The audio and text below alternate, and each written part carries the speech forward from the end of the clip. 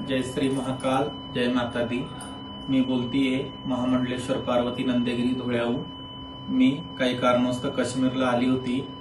काल पहलगाम जो दहशतवादी हल्ला झाला आहे, त्या हल्ला खूप निंदनीय आहे। आम्ही इथं पाहिलंय की हिंदू लोकांना कोणीही चांगल्या याच्याने पाहत नाही। इथं धर्मवेडे लोक राहतात आणि जे काही झालंय तिथून मी 50 किलोमीटरच्या अंतरावर होती आणि धर्म विचारून गोळी मारण्यात आली आहे। जात नाही विचारली ना राज्य विचारलं, फक्त तुम्ही मुस्लिम आहात का म्हणून पर्यटकांवर जो हल्ला झाला आहे या हल्ल्याचा मी निषेध करतेय।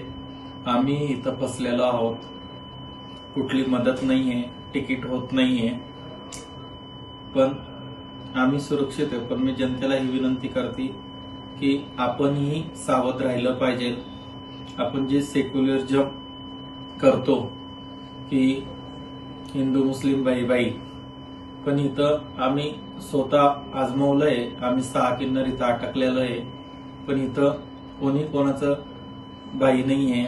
हे सगळं जातीपातीचं राजकारण आहे आणि धर्मवेडे लोक आहात। कोणी काश्मीरला इथून पुढे येईल तर विचार करून यायचा। आपली सुरक्षा, आपली काळजी आपल्याला स्वतःलाच घ्यावा लागते। आम्ही पण इथं फसलेलो आहोत, पण आम्ही सुरक्षित हो। पण इथलं जे वातावरण आहे, जे मी पाहिलंय, हे धर्मवेडे आपल्या महाराष्ट्रात, आपल्या देशात सेक्युलरिझमचं खूप चाललेलं असतं की आपण सगळे एक आहे, पण एक कोणी नाही आहे। हे फक्त धर्माचे वेडे। मी आपल्या हिंदू बांधवांना सांगतेय की आपण एक जर आता नाही झालो तर आपलं पतन निश्चित आहे आणि बटेंगे तर आपण कटेंगे।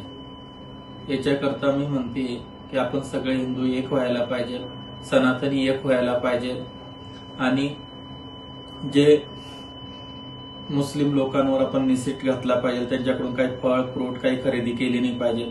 आपणही आपल्या धर्माच्या लोकांकडूनच फळ फ्रूट किराणा खरेदी केला पाहिजे।